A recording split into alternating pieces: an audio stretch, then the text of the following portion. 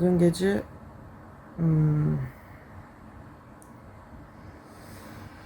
bir tanıdığımızın ölüm haberini aldım. Yani böyle bir akraba değil, çok yakın biri değil, çok sürekli görüştüğüm biri de değil ama sevdiğim biriydi. Ve hiç öleceğini düşünmediğim biriydi.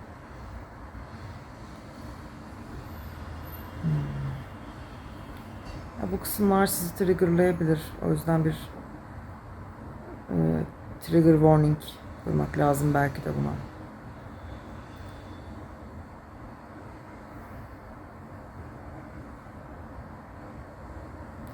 Yani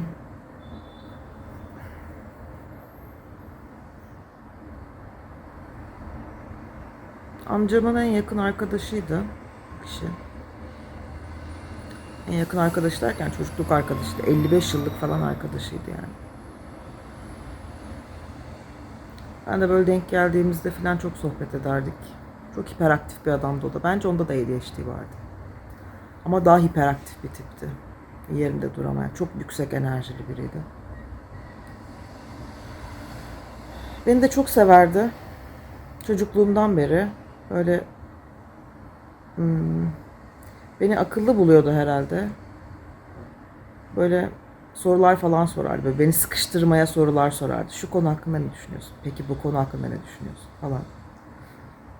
Ben de böyle işte onun sorularına akıllıca cevaplar vermeye çalışırdım. Verirdim de herhalde yani tahminimce. Çünkü böyle etkilenirdi yani. Ve etkilenmezse de hemen laf sokardı. Sen işte bu konuda ne kadar sıradanmışsın falan filan derdi. Eğer etkilenmez. Etkilenince de vay anasını. Hiç böyle bir cevap beklemiyordum falan derdi. Böyle tatlı bir muhabbetimiz vardı yani severdim. Ve sevdiğini de bilirdim beni yani. Ben evlenirken gelmişti falan.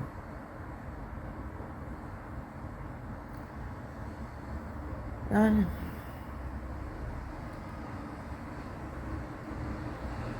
ölümün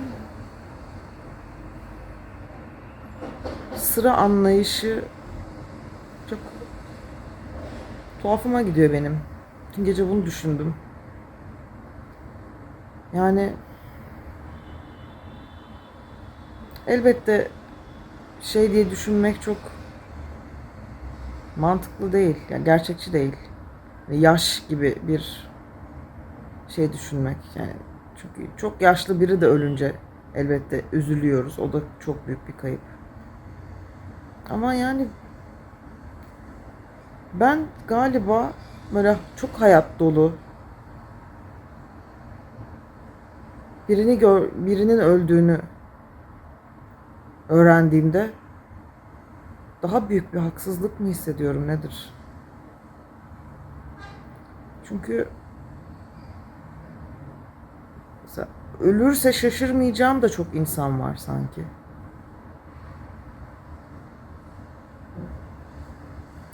Ama hani bu şey demek değil. Ölümü hak ediyor gibi ya da birileri hak etmiyor. Herkes ölecek. Ama yani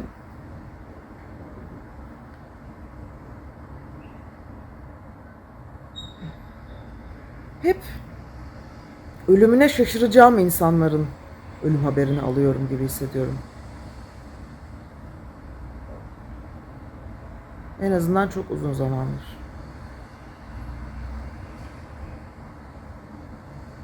Ölmesine hiç şaşırmayacağım ya da belki çok üzülmeyeceğim. Belki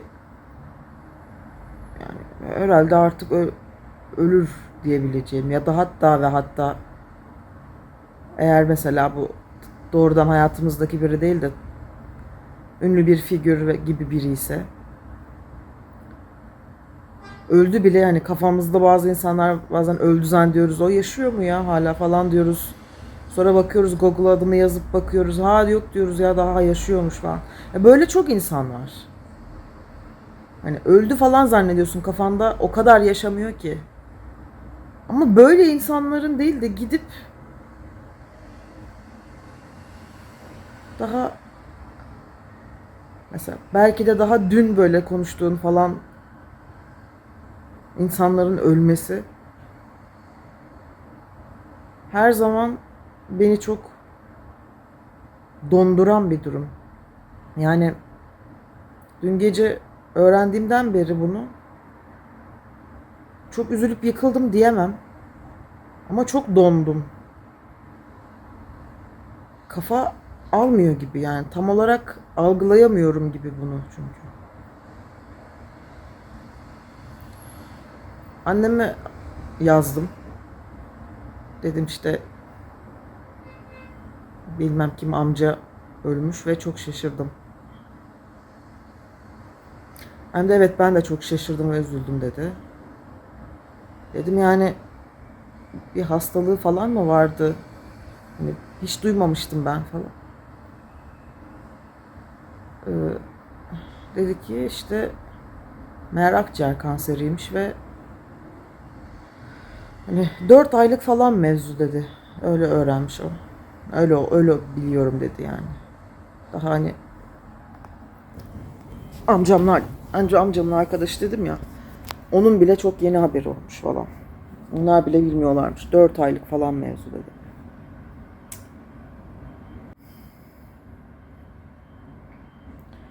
Bu daha da yani bu kısmı artık şaşırtmaktan ziyade üzüyor ve adaletsiz hissettiriyor. Yani ben mesela eskiden bu dramalardaki, işte dram filmlerindeki, dizilerindeki şey konseptinden hep çok itilmişimdir. İşte ana karakter hastadır. Doktora gider. 3 aylık ömrü kaldı, 6 aylık ömrü kaldı ona söylenir. Çok büyük klişedir bu diye düşünüyorum. Yani hep böyle çocukken falan şey dedi. Aman yine mi işte. Hep de böyle olur zaten falan. 3 aylık ömrü kalır falan. Yani tıp birine senin 3 aylık ömrün kaldı diyebiliyor mu hala bilmiyorum. Ama deneyimlerimden, yaşantılarımdan gördüğüm kadarıyla şunu biliyorum ki insanın 6 aylık ömrünün kaldığı, 4 aylık ömrünün kaldığı bir şeyler oluyor. O kişi onu bilmiyor. 6 aylık ömrü kaldığını, 4 aylık ömrü kaldığını. Ama geriye dönüp baktığında görüyorsun ki haberi almış ve 4 aylık ömrü varmış. Ya da haberi almış ve 6 aylık ömrü varmış. Yani çok tuhaf bir his. Yani o kişi bilseydi, belki teşhis konduğunda bilseydi onun 6 aylık ömrü kaldı. Tercihleri daha farklı olur muydu? Böyle şeyler beni çok düşündürüyor. Çünkü 3 yıl kadar önce ben de babamı yine bir kemik hastalığından kaybettim. Kanser. Yani tam kanser de diyemiyorum. Kanser, bir kanser türü olan bir kemik hastalığı herhalde. Multiple myelomdan. Ve biz de onu 6 ayda kaybettik. Yani Kasım gibi bir teşhis aldı. Mayıs'ta vefat etti. Ne kadar oluyor? Kasım, Aralık, Ocak, Şubat, Mart, Nisan, Mayıs 6 ay.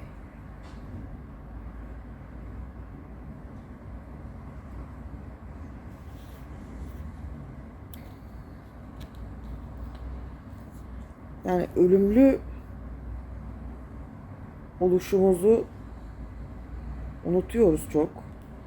Ve unutmak zorundayız bu arada. Yani başka türlü hayatımızı sürdüremeyiz. Çünkü ölümlülüğümüzü sürekli fark ederek yaşamamız mümkün değil.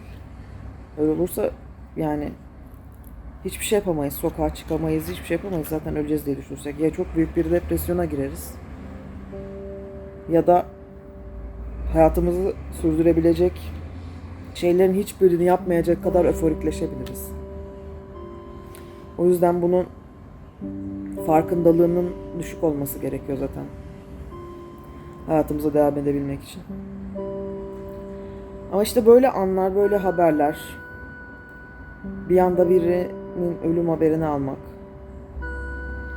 Bunu böyle ha evet ya biz ölümlüydük diye bir geliyor ya, onun kafası gelir derler ya, onun bir kafası geliyor ya insana. Ama da öyle oldu muhtemelen.